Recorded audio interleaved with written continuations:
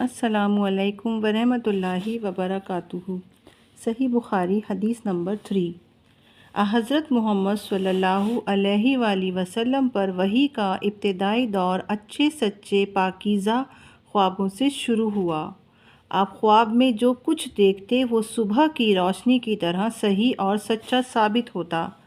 پھر من جانب قدرت آپ تنہائی پسند ہو گئے اور آپ صلی اللہ علیہ وآلہ وسلم نے غار حرا میں خلوت نشینی اختیار فرمائی اور کئی دن اور رات وہاں مسلسل عبادت اور یاد الہی و ذکر و فکر میں مشغول رہتے، جب تک گھرانے کو دل نہ چاہتا توشہ ہمراہ لیے ہوئے وہاں رہتے۔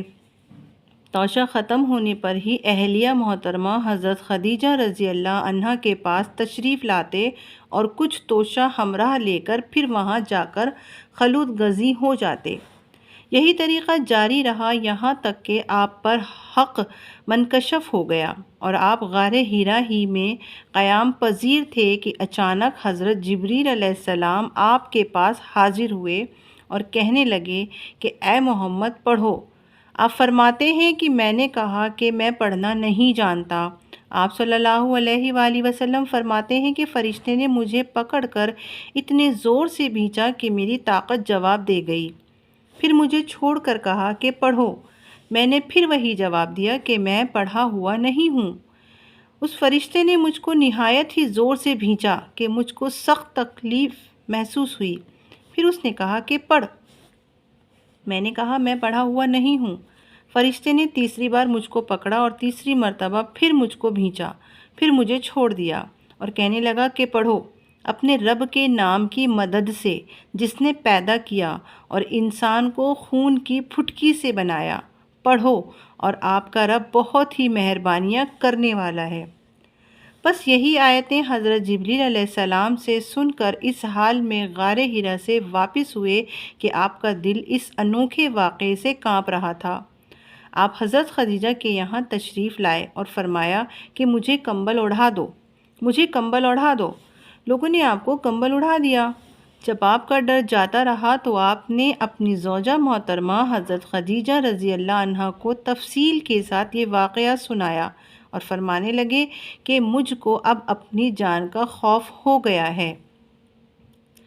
آپ کی اہلیہ محترمہ حضرت خدیجہ رضی اللہ عنہا نے آپ کی ڈھارس بندھائی اور کہا کہ آپ کا خیال صحیح نہیں ہے، خدا کی قسم آپ کو اللہ کبھی رسوا نہیں کرے گا۔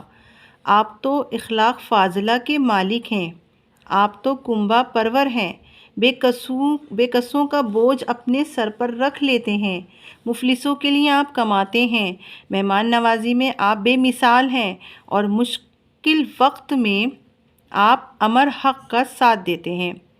ایسے اوصاف حسنہ والا انسان یوں بے وقت ذلت و خواری کی موت نہیں پا سکتا۔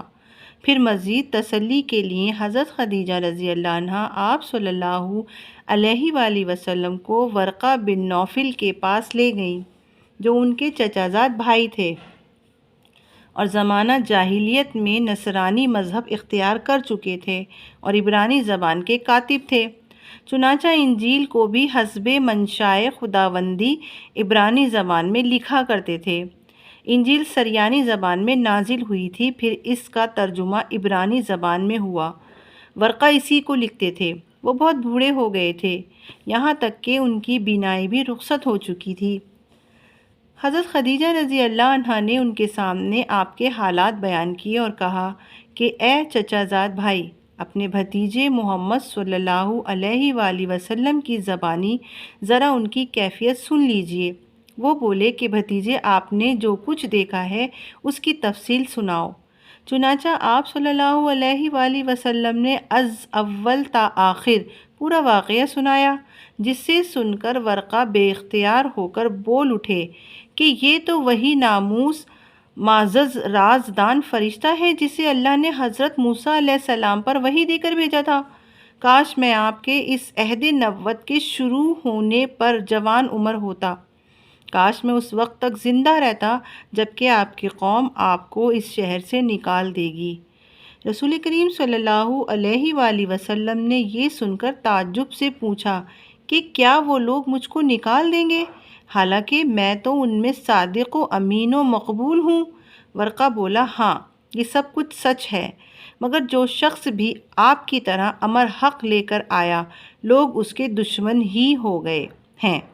اگر مجھے آپ کی نبوت کا وہ زمانہ مل جائے تو میں آپ کی پوری مدد کروں گا۔ مگر ورقہ کچھ دنوں کے بعد انتقال کر گئے۔ پھر کچھ عرصے تک وحی کی آمد موقوف رہی۔ فی امان اللہ۔